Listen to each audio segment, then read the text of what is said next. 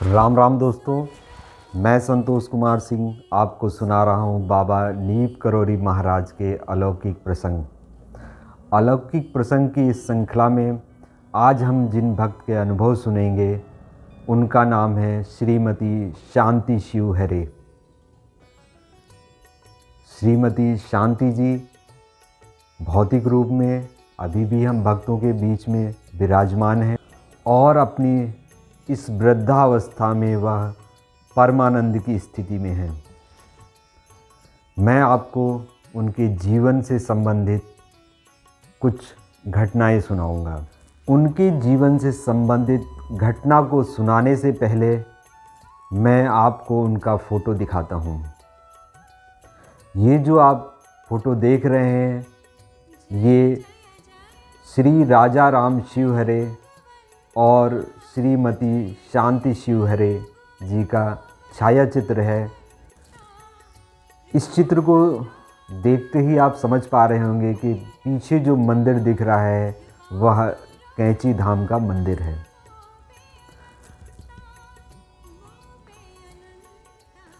वैसे तो श्री राजा राम शिव हरे जी पेशे से वकील थे और श्रीमती शांति शिव हरे जी जिन्होंने अपना जीवन साधारण गृहिणी के रूप में बिताया,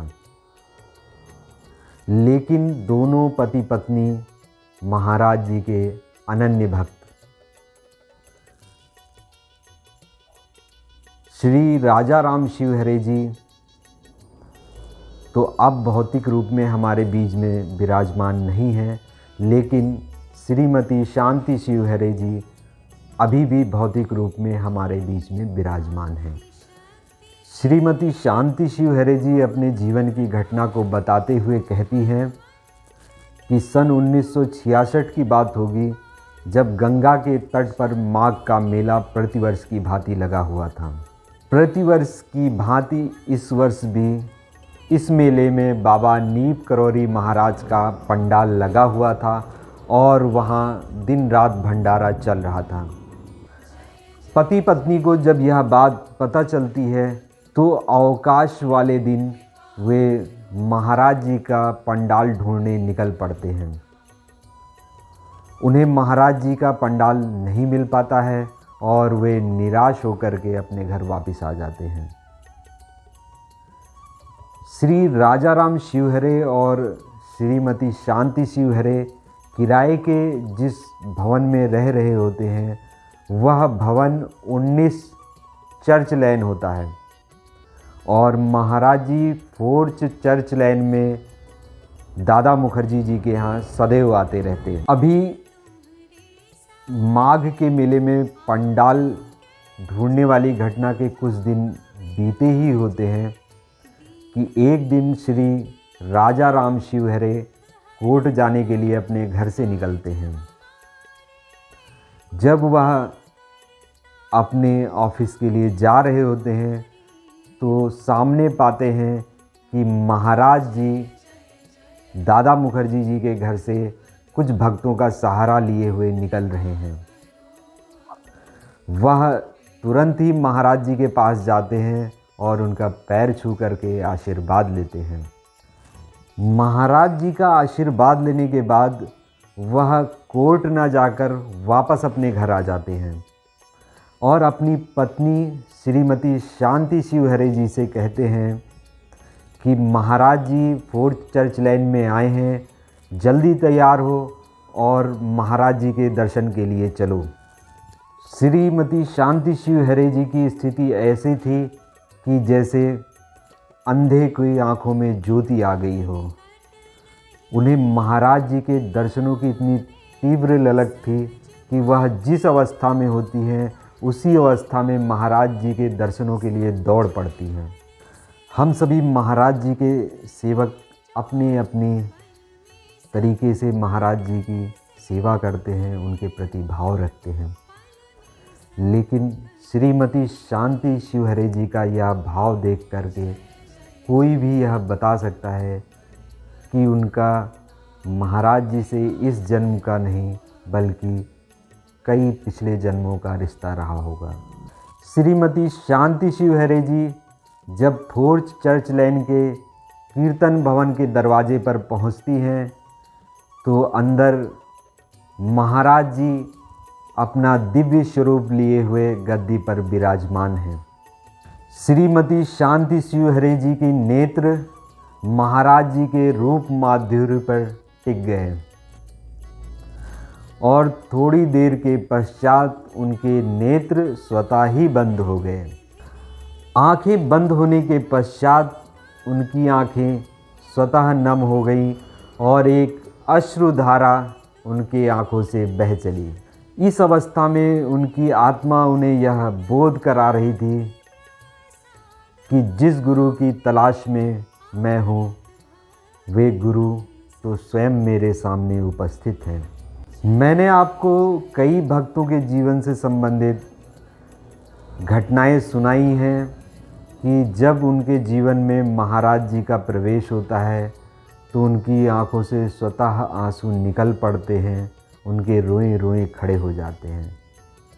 जब मैंने अपना स्वयं का अनुभव सुनाया, मैंने श्रीमती पूजा बोरा जी के जीवन का अनुभव सुनाया, अगर आप उनको पुनः सुनेंगे तो आप पाएंगे कि जो श्रीमती शांति शिवहरे जी की स्थिति है वही स्थिति उन भक्तों की होती है जब वे महाराज जी की शरणागति इस भौतिक जीवन में होते हैं।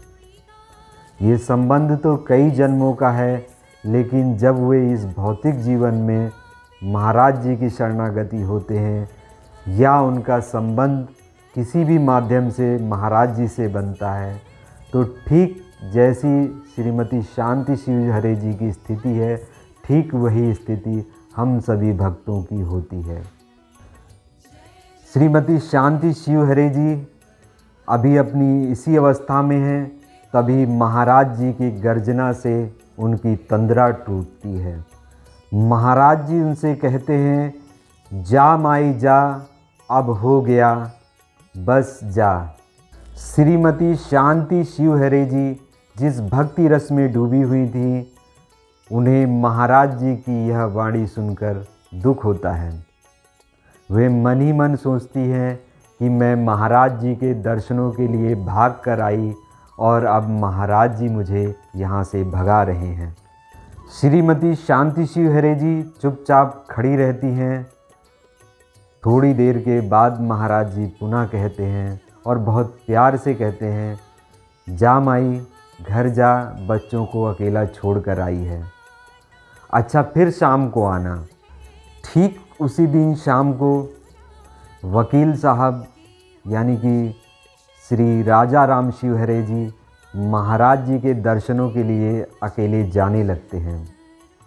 जब वे जाने को तैयार होते हैं तो श्रीमती शांति शिवहरे जी उनसे कहती हैं, मुझे भी महाराज जी के दर्शनों के लिए चलना है।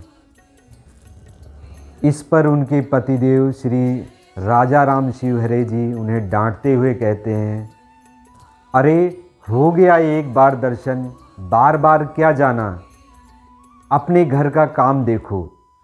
इस पर श्रीमती शांति शिवहरे जी चुपचाप रहती हैं और पतिदेव के जाने के बाद वे संध्याकालीन आरती करने चली जाती हैं। जब वे आरती शुरू करती हैं तो उनके बोल निकल नहीं पाते।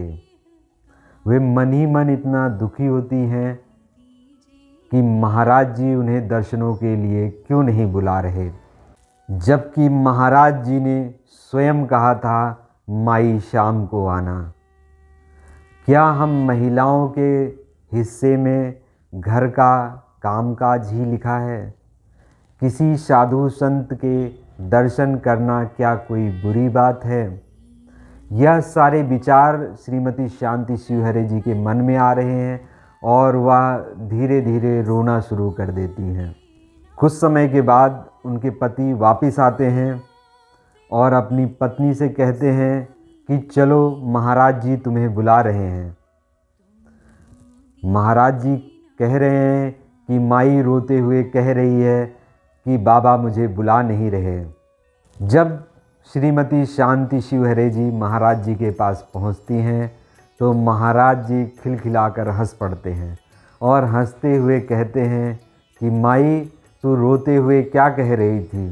तू हमसे शिकायत कर रही थी कि साधु संत के दर्शन करना भी क्या अपराध है? ऐसा कहने के बाद महाराज जी उनसे कहते हैं कि अच्छा माई, अब तू दर्शनों के लिए आया कर। ऐसा कहने के बाद और उस दिन के पश्चात श्रीमती शांति शिवहरे जी ने यह महसूस किया कि उनके इस भौतिक जीवन में महाराज जी की कृपा हो गई। इस घटना के 3-4 दिन के बाद जब श्रीमती शांति शिवहरे जी फोर्ट चर्च लेन की तरफ महाराज जी के दर्शनों के लिए जा रही होती हैं, तभी वह पाती हैं कि सामने से महाराज जी आ रहे हैं। महाराज जी के सामने आते ही श्रीमती शांति शिवहरे जी उन्हें प्रणाम करती हैं। महाराज जी श्रीमती शांति शिवहरे से कहते हैं, माई मुझे रोटी खिलाएगी? महाराज जी की ऐसी बाणी सुनकर श्रीमती शांति शिवहरे जी छोटे बच्चों की तरह बोलते हुए कहती हैं, आज तो मैं व्रत से हूँ। श्रीमती शांति शिवहरे जी की बात सुनकर महाराज जी कहते हैं, देख माई, तू व्रत से है, मैं व्रत से नहीं हूँ। तू व्रत ना रखा कर, मैं भी व्रत नहीं रखता हूँ। जिस दिन तुझे खाना ना मिले उस दिन प्रभु का विधान जानकर व्रत कर लेना।